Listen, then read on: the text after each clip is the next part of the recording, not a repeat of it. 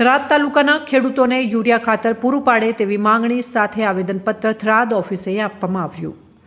થરાદ તાલુકાના ખેડૂતોને સમયસર યુરિયા ખાતર પૂરું પાડવામાં આવે તે વિષય અનુસંધાને અરજી સાથે જણાવવાનું કે થરાદ તાલુકો 99% ખેતી અને પશુપાલન આધારિત તાલુકો છે। આ તાલુકામાં ભારે માસ અને ત્રણેય સિઝન ખેતી થાય છે અને વર્ષોથી આ તાલુકામાં ખેતી થતી આવી છે, જેથી કરીને આ તાલુકાના ખેડૂતોને અન્ય તાલુકાઓની સરખામણીએ યુરિયા ખાતરના જથ્થાની જરૂરિયાત અને માંગ વધુ હોવાથી સાથે સાથે થરાદની આજુબાજુના વાવ, સુઈગામ અને દિયોદરના ખેડૂતોની સાથે રાજસ્થાનના ખેડૂતો પણ બિયારણ અને દવા ખાતરની ખરીદારી માટે થરાદ આવે છે, જેથી કરીને છેલ્લા 3 વર્ષથી દર ખરીફ અને રવિ સિઝનના પિયત ટાઈમે યુરિયા ખાતરની અછત રહે છે, જેના લીધે ખેડૂતોનો પોતાનો પાક સમયસર પિયત કરી શકતા નથી અને વાવ થરાદની જમીન વર્ષો જૂની પિયતવાળી અને સૂકા પ્રદેશવાળી હોવાથી નાઇટ્રોજનની કમી મોટા પ્રમાણમાં વર્તાય છે, જેથી કરીને યુરિયા ખાતર વગર અમુક ખાસ મુખ્ય પાકો થતા નથી અને ખેડૂતોને પાયમાલ થવાનો વારો આવે છે અને ખાસ કરીને યુરિયાની જગ્યાએ નેનો યુરિયાની બોટલ આપવામાં આવે છે, જે ખરેખર બિનઉપયોગી અને બિન અસરકારકતા ધરાવે છે, જે ખેડૂતોના અનુભવના આધારે વાપરવા લાયક નથી અને ખેડૂતોને જે તે તાલુકા સંઘ કે જિલ્લા સંઘ અથવા અન્ય દુકાનદારો આ નેનો યુરિયાની બોટલ લેવા માટે દબાણ કરવામાં આવે છે। ત્યારે દુકાનદાર અને ખેડૂત વચ્ચે સંઘર્ષ થાય છે, તો સંપૂર્ણપણે આવી બોટલો બંધ કરવામાં આવે અને સમયસર યુરિયા ખાતર પૂરું પાડવામાં આવે તેવી અમારી પત્રના માધ્યમથી ખેડૂતોની માંગ છે। પ્રાંત સાહેબને તમામ ખેડૂતો વતી આવેદનપત્ર આપ્યું છે। ખરીફ સિઝનમાં યુરિયા ખાતરની ખૂબ તંગી આવી છે।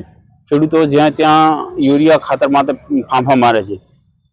બનાસકાંઠામાં યુરિયા ખાતરનો 40,000 મેટ્રિક ટનની જરૂરિયાત હોય છે।